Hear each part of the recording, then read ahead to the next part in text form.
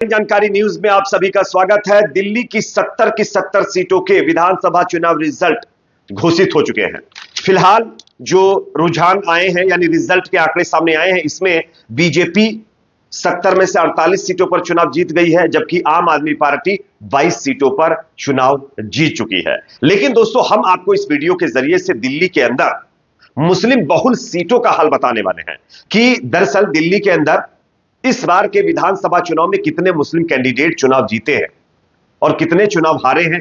साथ ही साथ आम आदमी पार्टी के कई दिग्गज नेता, जिसमें अरविंद केजरीवाल, मनीष सिसोदिया, सौरभ भारद्वाज शामिल हैं, ये तमाम चुनाव हारे हैं। कितने वोटों से ये सब हारे हैं, इसकी भी जानकारी देंगे। साथ ही साथ दिल्ली के अंदर कई सीटों के ऊपर कांग्रेस की वजह से आम आदमी पार्टी चुनाव हारी है, उन तमाम सीटों के आंकड़े भी हम आपको दिखाएंगे। साथ ही साथ उत्तर प्रदेश के अंदर मिल्कीपुर विधानसभा सीट और तमिलनाडु के अंदर एक विधानसभा सीट पर उपचुनाव के चुनाव रिजल्ट भी घोषित हो चुके हैं। यहां पर भी कितने वोटों से कैंडिडेट चुनाव जीते हैं, इसकी भी जानकारी मैं आपको देने वाला हूं।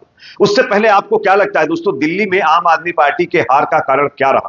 कमेंट सेक्शन में आप लोग अपना फीडबैक जरूर दीजिए और वीडियो पसंद आए तो लाइक जरूर करिए और हाँ, चैनल सब्सक्राइब भी कर दीजिए। अब बात करते हैं दिल्ली की मुस्लिम बहुल सीटों के ताजा अपडेट की। फिलहाल क्या अपडेट है, देखिए 2020 की अगर हम बात करें तो दिल्ली के अंदर 5 प्रत्याशी चुनाव जीते थे, जिसमें मटिया महल, ओखला, सीलमपुर, मुस्तफाबाद और बल्ली मारन सीटें शामिल है। ओखला से आम आदमी पार्टी के अमानतुल्लाह खान ने पिछली बार जीत दर्ज की थी 2020 में। मटिया महल से शोएब इकबाल चुनाव जीते थे आम आदमी पार्टी से, और इसके अलावा मुस्तफाबाद सीट से हाजी यूनुस चुनाव जीते थे, और बल्ली मारन से इमरान हुसैन, सीलमपुर से अब्दुल रहमान ने 2020 में चुनाव जीता था। लेकिन इस बार का क्या हाल रहा दोस्तों? इस बार दिल्ली के अंदर कितने कैंडिडेट मुस्लिम चुनाव जीते हैं, तो उनका आंकड़ा है मात्र 4। अब मैं आपको बताता हूं कि चारों 4 कैंडिडेट कौन और कितने वोटों से यहां पर चुनाव जीते हैं, और दूसरे नंबर पर कौन सा कैंडिडेट रनरअप रहा है। सबसे पहले ओखला सीट की बात कर लेते हैं। बहुत हंगामा हुआ था ओखला सीट पर, लेकिन फाइनली दोस्तों अमानतुल्लाह खान ने यहां पर लगभग 23,639 वोटों से चुनाव जीत लिया है। अमानतुल्लाह खान को 88,941 वोट पड़े, जबकि बीजेपी जो दूसरे नंबर पर रही उसको वोट मिले 65,304, और उसके बाद अमानतुल्लाह खान 23,639 वोटों से ये चुनाव जीत चुके हैं। साथ ही साथ दूसरे नंबर पर आता है मटिया महल। मटिया महल में आले मोहम्मद जो है वो चुनाव जीते हैं। उनको टोटल जो वोट मिले थे 58,120 वोट मिले थे, और यहां पर सेकंड नंबर पर बीजेपी रही, जिसको 15,396 वोट मिले। तो आले मोहम्मद जो मटिया महल से कैंडिडेट है आम आदमी पार्टी के, वो 42,724 वोटों से चुनाव जीत गए हैं। इसके बाद बात करते हैं दोस्तों बल्ली मारन की। बल्ली मारन सीट की भी बहुत चर्चा हुई, लेकिन फाइनली इस सीट को भी आम आदमी पार्टी ने अपने कब्जे में किया। यहां पर इमरान हुसैन जो है वो चुनाव जीते हैं, और बल्ली मारन सीट से इमरान हुसैन को 57,004 वोट मिले, जबकि सेकंड नंबर पे बीजेपी रही, 27,181 वोट बीजेपी को मिला, और इमरान हुसैन ने 29,823 वोटों से इस चुनाव को जीत लिया है। चौथे नंबर पर आता है सीलमपुर।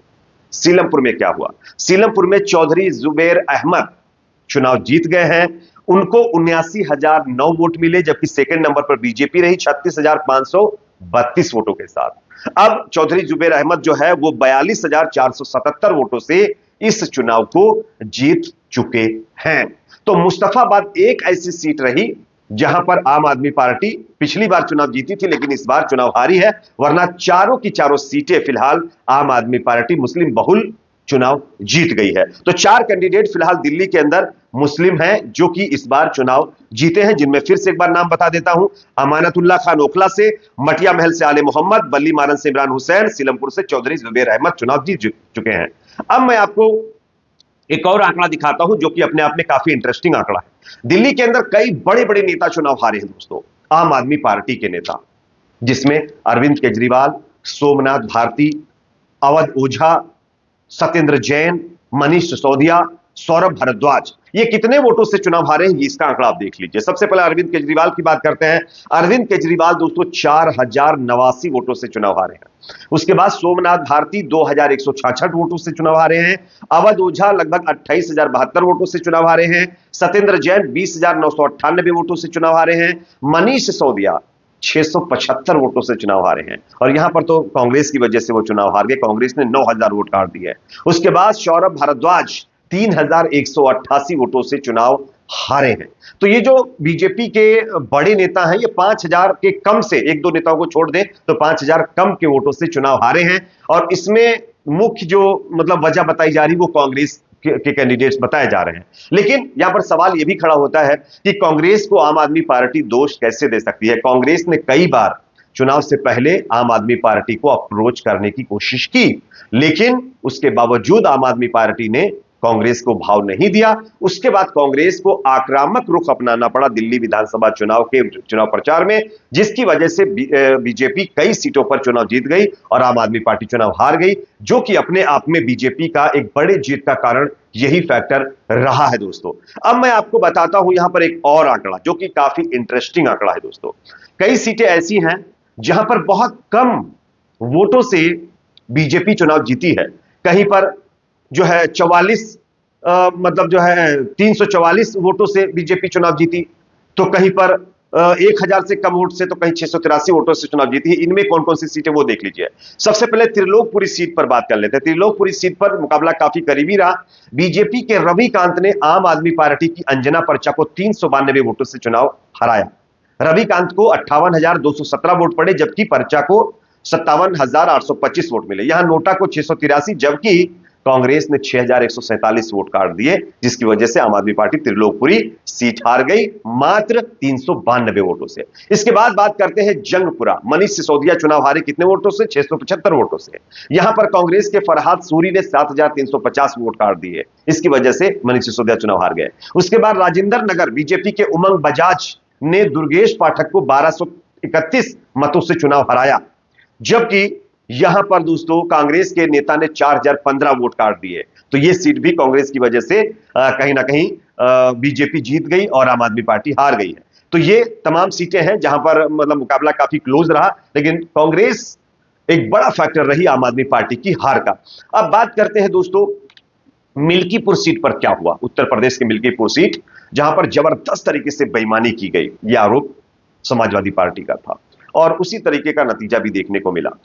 यहां पर भारतीय जनता पार्टी चुनाव जीत चुकी है और समाजवादी पार्टी चुनाव हार गई है। अगर वोटों की बात करें तो 61,710 वोटों से मिल्कीपुर विधानसभा सीट जो है बीजेपी ने जीत ली है। 1,46,397 वोट बीजेपी कैंडिडेट चंद्र भानु को पड़े।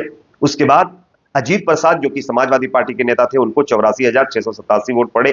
तो यह सीट बीजेपी के कब्जे में चली गई है। तमिलनाडु की बात करें तो डीएमके एक सीट पर फिलहाल आगे यहां पर चल रही है। वहां पर तो फाइनल हो चुका है तमिलनाडु का यह रिजल्ट, और डीएमके जो कांग्रेस के साथ अलायंस में है वो लगभग 91,558 वोटों से आगे निकल गई है, जो कि अपने आप में एक बहुत बड़ा मार्जिन है बढ़त का, जिससे यह साफ आप कह सकते हैं कि तमिलनाडु की यह सीट इंडिया अलायंस के खाते में जाती हुई नजर आ रही है। ये तो फिलहाल दोस्तों दिल्ली, उत्तर प्रदेश और तमिलनाडु के चुनाव के जो नतीजे वो मैंने आपको बताए हैं। अगर वीडियो पसंद आया हो तो लाइक करें, शेयर करें, चैनल पर नए हैं तो सब्सक्राइब जरूर करें।